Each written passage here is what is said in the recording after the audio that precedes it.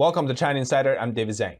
While the government discusses whether or not Pelosi should visit Taiwan and if China will attack the United States delegation, the Chinese Communist Party is already attacking us. Oddly, this week, the Biden administration and Washington, D.C. are having an awakening. Multiple reports on the various aspects of America under siege. Let's remember one thing, though. The Chinese Communist Party will use every avenue to attack, infiltrate, and destroy the foundation of this society.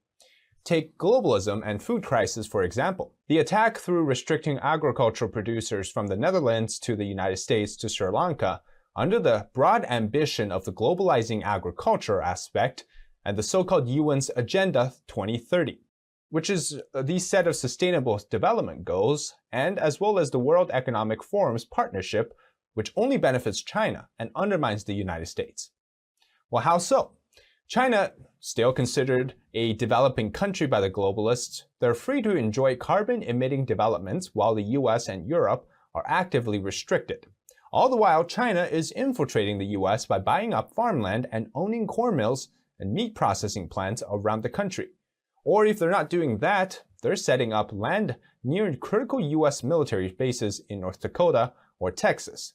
Under the umbrella of the UN's 17 Sustainable Development Goals, or SDGs, which are used to actively restrict agricultural production, the US and other agricultural producers will have to abide by standards set out globally, and that destroys small producers. High-level Chinese Communist Party members within the UN system actually helped to create the SDGs and are currently helping to lead the organization's implementation of the global plan. And this would mean economic devastation, shortages of critical goods, widespread famine, and a dramatic loss of individual freedoms. And guess who is happy when that happens? The CCP. One of the earliest meetings defining the sustainability agenda was the UN Conference on Human Settlements, known as Habitat 1, which adopted the Vancouver Declaration. The agreement stated that in D section on land, Agenda Item 10, Number 1, quote, land cannot be treated as an ordinary asset controlled by individuals, and that private land ownership is a principal instrument of accumulation and concentration of wealth, therefore contributes to social injustice. Now, this is a double standard by all measures, because the ultimate goal is to, quote, own nothing and you will be happy. You've heard that before. Well, that's communism, but it just doesn't stop there. Some of the world's wealthiest and most powerful corporate leaders are working actively with the communists in China and elsewhere in an effort to centralize control over food production and crush independent farmers and producers. Instead of easing restrictions and encouraging more production, Western governments and many governments around the world depend on aid, and they're clamping down even harder. And the result? Mass protest in farming countries. Of course, these protests haven't been spread across the United States yet, but it's getting there. All over the globe, the UN SDG-aligned government policies, along with the ESG scores, they're squeezing farmers and citizens of all different sectors, especially smaller independent producers in this case, who are unable to absorb the added cost of added regulation and control to their already existing high cost of production. And what does it mean when you isolate small producers, make bigger producers who are usually government-funded and controlled the only source going forward? Well, in the 1950s, when China nationalized its farming system, and in other words, through so-called land reform, took away farmers' right to own land, and it made it state-owned, China went through 3 years of man-made famine. There was no natural disaster in those 3 years. They were actually, according to the CCP, crop boom years. And so if this happens in America, it can only help one country and one country only, and that is the Chinese regime. Now, take the recent notice of China buying US farmlands, for example. China doesn't just buy land en masse, as Bill Gates does, but they own strategic land near Air Force bases or nuclear facilities. And they also control key food processing plants. If the trend continues, would China like to own all the good arable land that has existed or has existing infrastructure on it, or perhaps nearby it? Is that the goal? Now, this is all because of America's openness, and it has been used by the Chinese regime to infiltrate. The question is, what will Congress do about it? For example, the Bill and Melinda Gates Foundation is giving money to the Chinese regime as the CCP recruits foreign scientists. Bill Gates Foundation issued a $100,000 grant in June to the Foreign Talent Research Center, FTRC, of the China's Ministry of Science and Technology. According to the Gates Foundation's website, the funding is to help the Chinese regime organize a forum hosted by Zhongguancun, China's state-sponsored Silicon Valley, on, quote, pandemic preparedness and response. The forum was featured as having top leaders of the regime as speakers, including in its 2021 event, regime leader Xi Jinping. While the 2022 forum will feature discussion topics such as global health and supporting pandemic-impacted, quote, disadvantaged populations, and the agency affiliated with the communist regime that's sponsoring the event, FTRC, oversees the hiring of foreign talents in science and engineering for China's strategic goals such as military-civil fusion. And that essentially means that China would hire foreign scientists, grab the technology that they have, and use it on their own developments. If the globalist agenda was created with the help of the CCP's history of controlling land to kill farming the way that farmers have been for hundreds of years to control food, then the Chinese regime's hollowing out of American talent and pouring key technologies into the cups of China is this. Key billionaires and their ties to China are helping the Chinese Communist Party instead of their own country, and that's not all. Lawmakers find that China has long targeted employees in the Federal Reserve Bank. China tried to build a network of informants inside the Federal Reserve System, at one point threatening to imprison a Fed economist during a trip to Shanghai, unless he agreed to provide non-public economic data, according to a congressional investigation.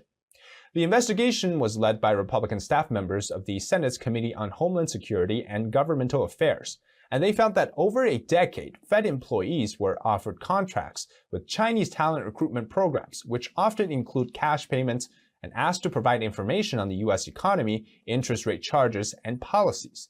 This was led by outgoing Senator Rob Portman from Ohio, who is the top Republican on the committee. He claims to, quote, long-running and brazen actions by Chinese officials and certain Federal Reserve employees. And this is, of course, to replicate the playbook China has used to infiltrate the science and technology sectors already, as we've mentioned. And what he refers to is often called the 1,000 Talents Program. That is China recruiting American science and technology experts to leak their key information, often critical sector technologies, to China. But the report states that the Federal Reserve lacks adequate systems to counter such malign effort by China to gather inside information. Fed Chair Jerome Powell also rejects the report in a letter to Senator Portman. Now, this is a broad campaign, as we discuss here today, a part of the bigger picture, to win against America. And not by competition in a fair and square manner, but to steal, bribe, and lie, and kill if need to be.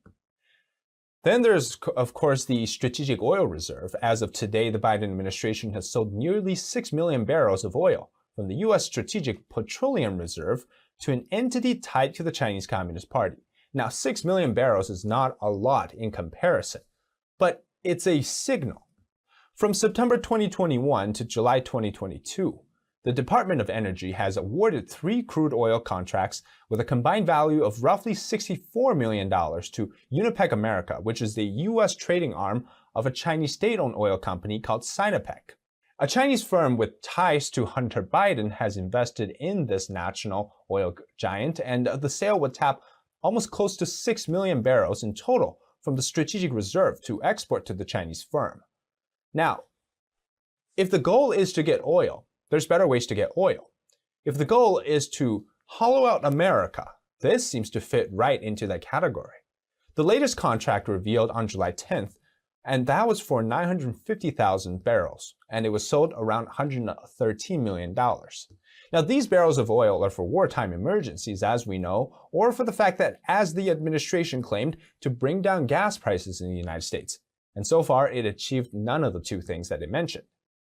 At every step, there is a way for the CCP to essentially run past us, but TikTok is also at the forefront of the intelligence gathering aspect. More than anything physical, TikTok is the biggest threat to American society from the way we function today, which is online footprint and lots of digital tracks.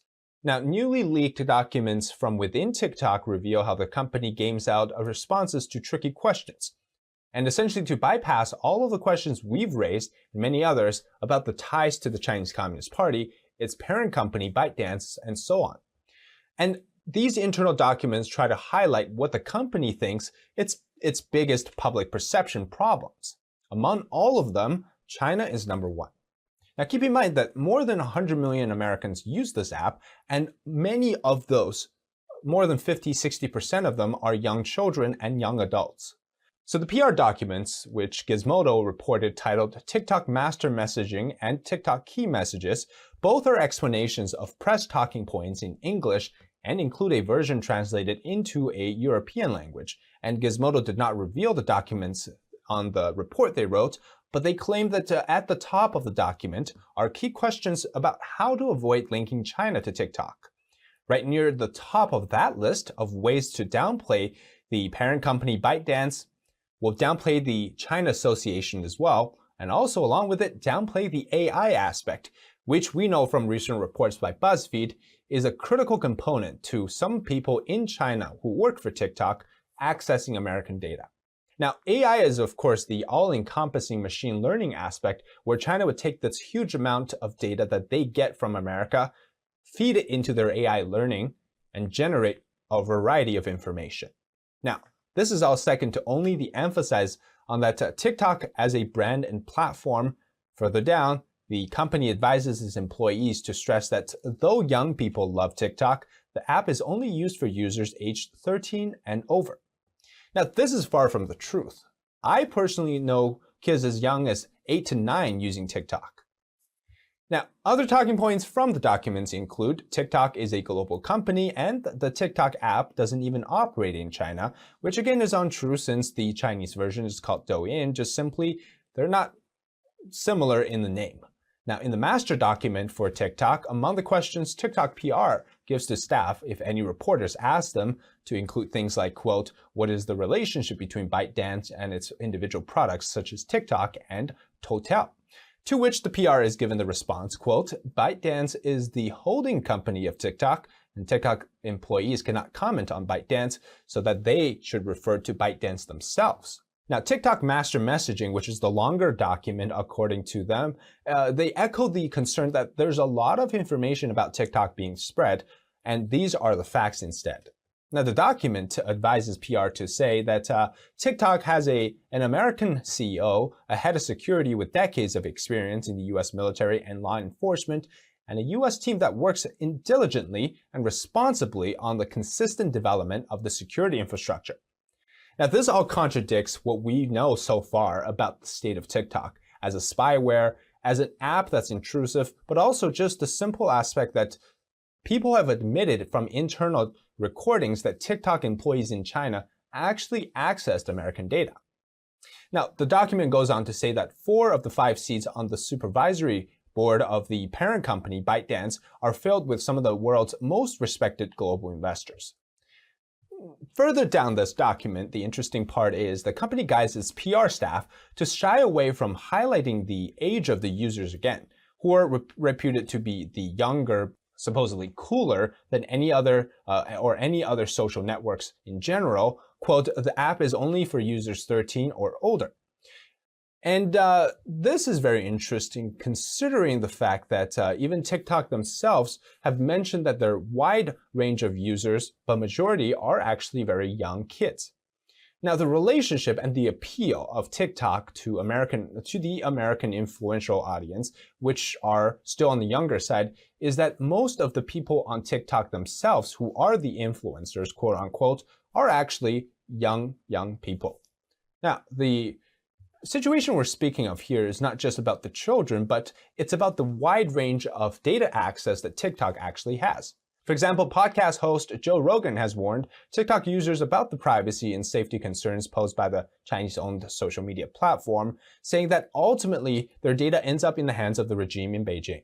Rogan said that he fell into a TikTok rabbit hole while reading the company's lengthy terms of service, and according to TikTok's own privacy policy, quote, they collect certain information about the device you use to access the platform, such as the IP address, user region, etc. Other things include user agent, mobile carrier time zone settings, identifiers for advertising purpose, model of device, and device system network type, device IDs, screen resolution, and operating system, app and file names and types, and all of those things. So it seems that While TikTok itself is already dangerous, they also collect information about anything that they can get their hands on. And thank you so much for watching tonight. This is China Insider. I'm David Zhang. We'll see you next time.